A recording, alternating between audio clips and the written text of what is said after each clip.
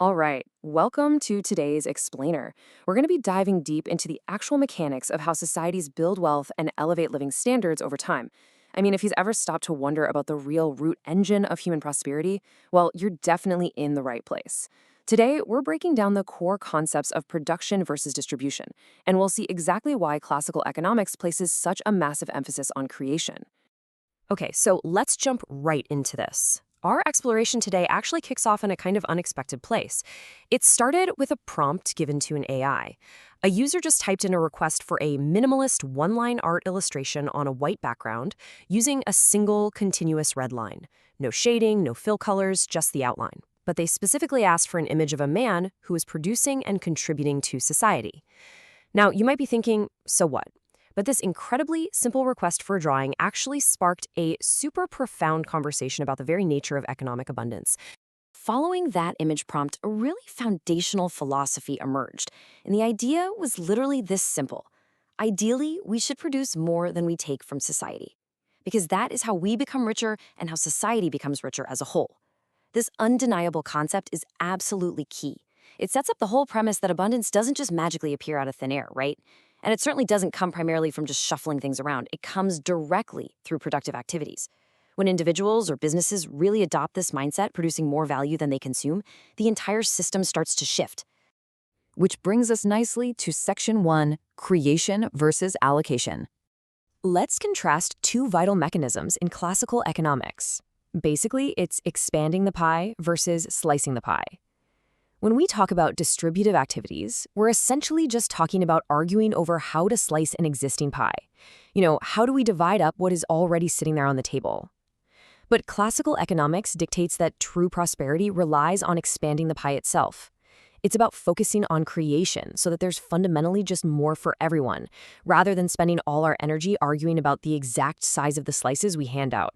And this perfectly illustrates what economists call a positive sum game. This is an environment where true prosperity is built because the total value is expanded, rather than just taking from one person to give to someone else. In a zero-sum game, for me to win, you literally have to lose. But in a positive-sum game driven by production, value generation benefits the whole system. When the pie gets bigger, everyone has the opportunity to have more.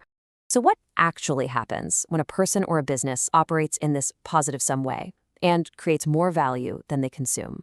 Well, it generates a surplus. And that surplus becomes the absolute bedrock of societal growth. It doesn't just sit in a vacuum somewhere. It turns into very specific, tangible things that elevate everyone's standard of living. I mean, it turns into new technology that makes our lives way easier. It becomes the roads and infrastructure we use every day. It results in surplus food to sustain growing populations. It even gives us the resources and the free time to create art. These are the direct, real-world results of a society that produces more than it takes. And that leads us right into Section 2, why production multiplies wealth. Let's look at these two mechanisms head-to-head for a second, value generation versus distributive activities. Now, distributive acts like taxation, subsidies, moving assets around, they definitely have a role. They can create a much-needed safety net or help optimize fairness in a system. But here's the absolutely critical distinction. They don't inherently create anything new. They literally just move existing value from point A to point B. Value generation, on the other hand, brings entirely new assets and solutions into existence. And the second major reason production trumps distribution is something truly powerful. It's the compound effect. Productive activities have this massive multiplier effect on society. When you create something brand new, its value doesn't just stop the moment it's created. It ripples outward, compounding its benefits across totally different people and different sectors. It's like a snowball rolling down a hill. Let's look at a super relatable example of this. The tech multiplier. Think about a software engineer.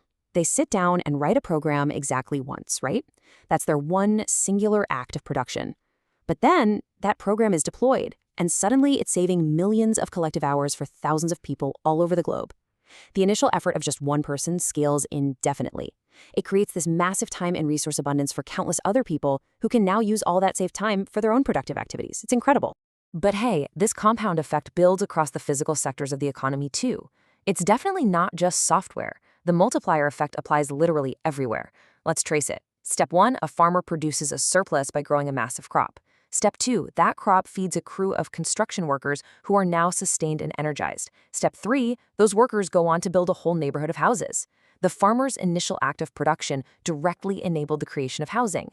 This step-by-step chain reaction visually proves exactly how producing a surplus fuels even more creation down the line.